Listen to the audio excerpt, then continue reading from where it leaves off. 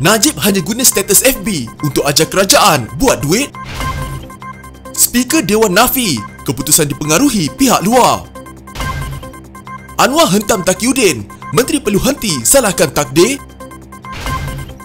Kantoi, Azmin campur tangan urusan speaker.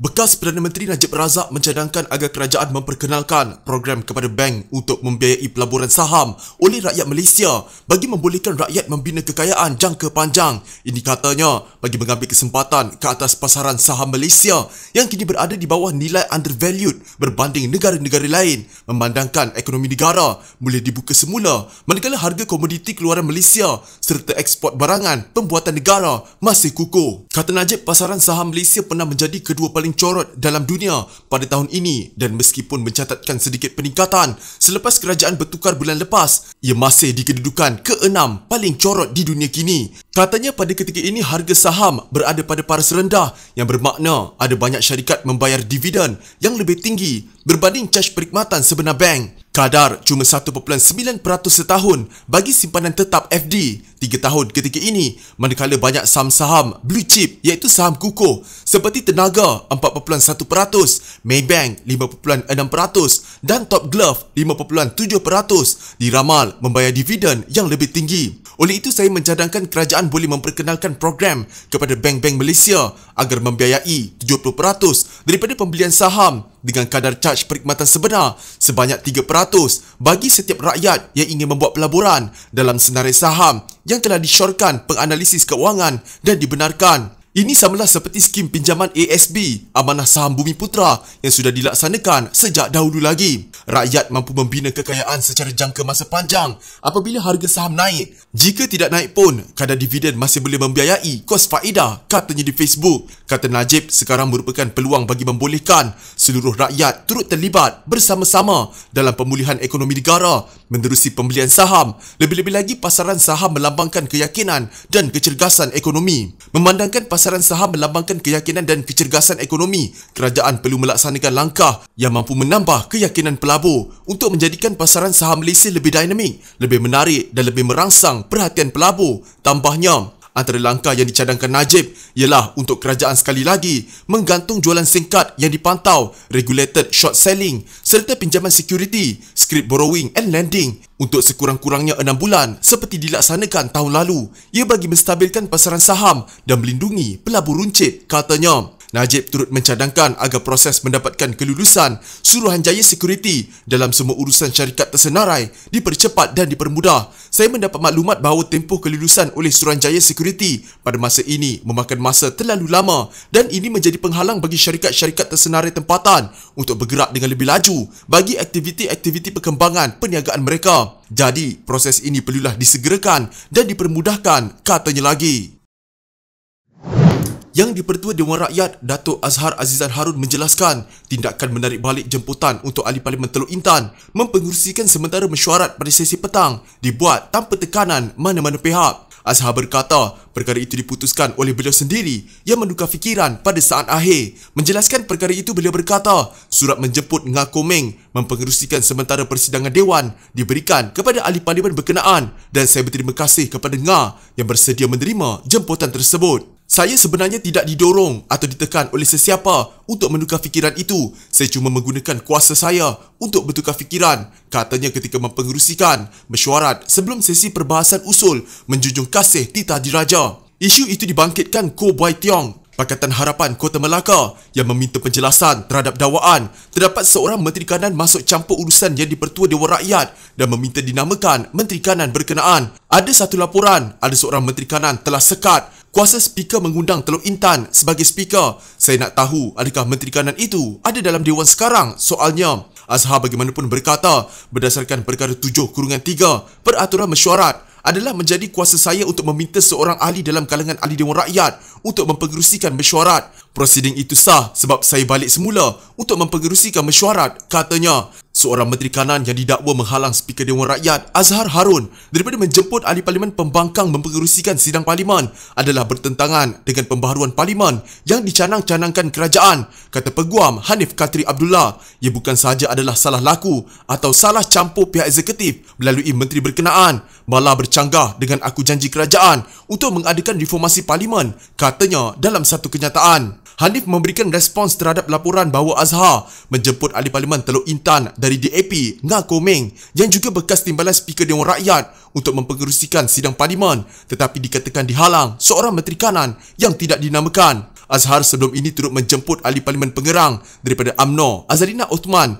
seorang lagi bekas timbalan Speaker, untuk mempengerusikan sidang parlimen pada minggu lalu. Perkembangan itu susulan kekosongan satu daripada dua jawatan timbalan Speaker Dewan Rakyat yang sepatutnya diisi pada 14 September lalu. Kerajaan Perdana Menteri Ismail Sabri Yaakob telah mencalonkan ahli parlimen Pontian Ahmad Maslan untuk memegang jawatan itu. Ahmad yang juga Setiausaha Agung UMNO itu kini sedang menghadapi perbicaraan kes pengubahan wang haram di mahkamah. Hanif berkata, memandangkan salah satu daripada jawatan itu masih kosong, beban tugas dipikul Azhar dan seorang lagi timbalan Speaker, Muhammad Rashid Hasnun, akan menjadi berat.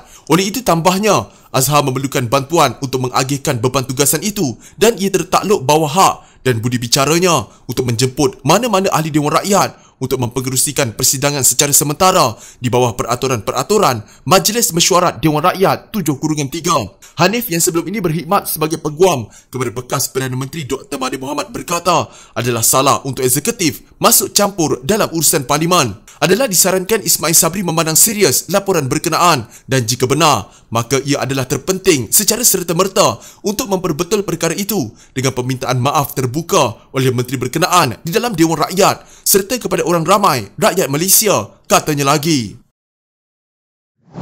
Anwar Ibrahim mendesak agar Menteri Tenaga dan Sumber Asli Taqiyuddin Hassan berhenti menyalahgunakan konsep takdir bagi menjelaskan bencana kepala air yang melanda kawasan sekitar Gunung Jerai, Kedah baru-baru ini. Kata Ketua Pembangkang itu, pandangan pakar menunjukkan faktor utama yang menyumbang kepada bencana itu ialah aktiviti manusia seperti pembalakan dan pembinaan. Saya mendesak menteri yang bertanggungjawab agar lebih serius melakukan pemantauan dan hentikan salah guna konsep takdir kerana faktor-faktor utama adalah berpunca dari kerakusan dan ketamakan manusia, katanya di Facebook. Meskipun Taqiyuddin menafikan terdapat aktiviti pembalakan di situ kerana ia termasuk dalam kawasan hutan simpan kekal HSK, Anwar memetik agensi kerajaan negeri bahawa aktiviti penerokaan turut berlaku di kawasan hutan simpan. Di Dewan Rakyat ketika menjawab soalan mengenai jalan ke Gunung Jerai yang masih tidak selamat, Taqiyuddin menyifatkan bencana kepala air itu sebagai satu takdir Allah. Ahli Parlimen Kota Baru itu juga menegaskan tiada aktiviti pembalakan berlaku di kawasan sekitar. Namun jawapan berkenaan kemudian dibidas Anwar. Kata Taqiyuddin, Gunung Jerai diisytihar sebagai National Geopark of Jerai dan tiada aktiviti pembalakan boleh dijalankan di situ. Katanya, ia juga terletak di dalam HSK Ulu Muda dengan sebahagian daripadanya, 12%, merupakan kawasan pelindungan. Tambah Taqiyuddin, meskipun 80% daripada HSK itu boleh diusahakan hasilnya, saya difahamkan tiada lesen diberikan dan hutan kekal itu tidak dibalak, meskipun sebanyak 25,000 hektar tanah telah diluluskan untuk lesen pembalakan di HSK Kedah dari 2014 hingga 2019. Namun tingkah Anwar, kawasan Gunung Jerai sebenarnya tidak berada di dalam HSK Ulu Muda seperti dakwaan Taqiyuddin. Segala kenyataan yang dibuatnya tidak tepat dan mengelirukan, kata Anwar. Tambah ahli Parlimen Port Dickson itu lagi, Jabatan Perhutanan Negeri Kedah JPNK mengenal pasti kira-kira 3,500 hektar kawasan hutan simpan di seluruh Kedah telah diteroka secara haram sejak 2011. Anwar turut memetik pandangan pakar hidrologi dari Universiti Sains Malaysia, Chan Ngai Wei, yang berpendapat perubahan iklim hanya faktor sampingan kepada musibah tersebut. Sebenarnya, kata Chan, faktor utama yang mendorong bencana itu ialah pembalakan, aktiviti pembinaan dan penanaman agro serta penukaran status hutan dara ke hutan pertempatan. Air banjir yang berselut dalam insiden itu pula, kata Anwar, adalah bukti nyata aktiviti pembalakan berlaku dengan kadar yang melampau seperti dakwaan NGO Sahabat Alam Malaysia SAM. Pihak kementerian harus melaksanakan siasatan menyeluruh apakah berlaku sebarang aktiviti pencerobohan hutan di kawasan tersebut. Kerajaan Negeri Kedah, Kerajaan Persekutuan serta kementerian harus memantau dan bertindak, katanya lagi. Gobind Singh Dio, Pakatan Harapan Puchong, mencabar Menteri Perdagangan Antarabangsa dan Industri Muhammad Azmin Ali untuk berdedah sama ada dia adalah Menteri Kanan yang dilaporkan menyekat Ngah Komeng, Pakatan Harapan Teluk Intan daripada mempengerusikan sesi petang persidangan Dewan Rakyat semalam atau sebaliknya. Saya mencabar gombak, adakah beliau Menteri Kanan tersebut berdiri, jawab sekarang. Kalau berani, stand up and answer the question now, kata Gobind. Saya berani kerana ikut peraturan. Ini sesi soal jawab. Kamu sebagai peguam, kata Azmin sebelum mikrofon kedua-dua mereka dipadamkan oleh Timbalan Speaker Dewan Rakyat Rashid Hasnun. Tidak jelas apa yang disebut oleh Azmin dalam jawapannya. Rashid kemudian berusaha menghentikan perbalahan dengan mengingatkan bahawa mereka masih dalam sesi soal jawab. Gombak tidak berani jawab, kata Gobind selepas itu. Namun, dia tidak meneruskan isu berkenaan dan menyambung sesi soal jawab. Sebaliknya, pada akhir sesi soal jawab itu, Gobind mengemukakan soalannya sekali lagi dengan mempersoalkan siapa yang mempunyai kuasa buktamat berhubung urusan parlimen.